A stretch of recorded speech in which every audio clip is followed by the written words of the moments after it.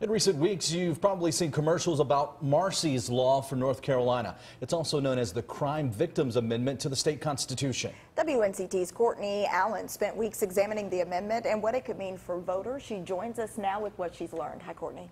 Ken, Shayla, Marsy's law began in California in 1983 when Marsy Nicholas was killed by her ex-boyfriend.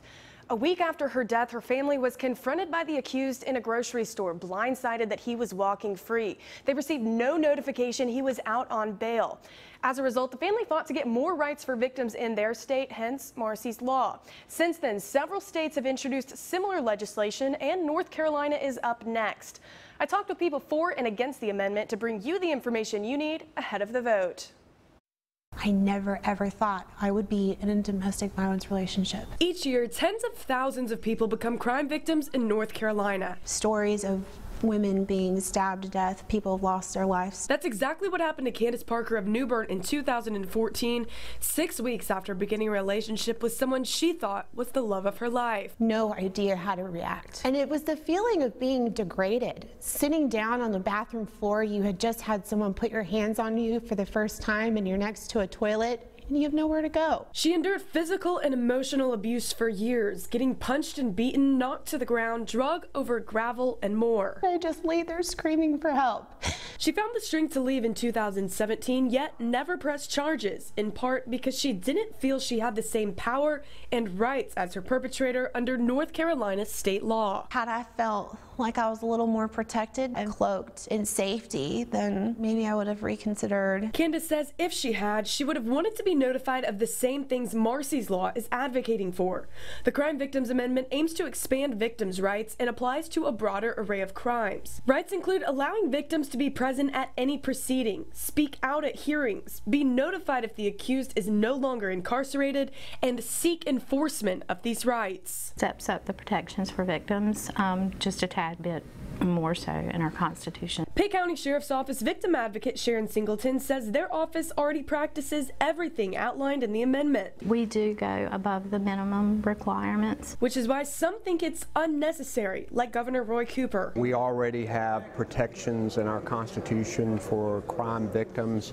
I think it's important for people to vote against these constitutional amendments because they were not well thought out. Some estimate Marsy's law would cost taxpayers $30 million a year. Others believe it would clog up the courts. The Pitt County District Attorney's Office says if Marsy's law were passed, they would need to make staffing adjustments and get additional resources.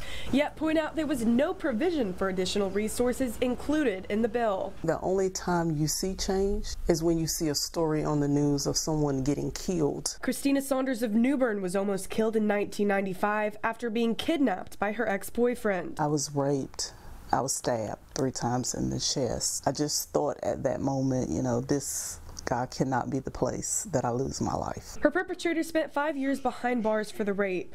While Saunders was notified of his release, she says many are not, as some say the existing bill, which already includes this right, lacks enforcement. I've spoken to victims who have ran into their perpetrator that was released and they didn't know. And that fear that you see in their face, at least if they know they have an opportunity and a chance to get themselves prepared. Saunders says it's hurtful that crime victims' rights in our state have not been updated in more than 20 years. A lot of things need to change when it comes to victims and their perpetrators. Victims should have the right to have a voice. Tova Hairston of the Coastal Women's Shelter in New Bern works with people like Christina and Candace and says if Marsy's law were passed, it would be a win for victims and their families. Mothers and fathers and nieces and nephews who finally feel that they are an integral part of the process of justice for their loved one. For people who think that this law does not apply to them, what would you say? Marsy's law would not just affect or impact victims of domestic violence. It's victims of any crime. Any of our lives could be absolutely turned upside down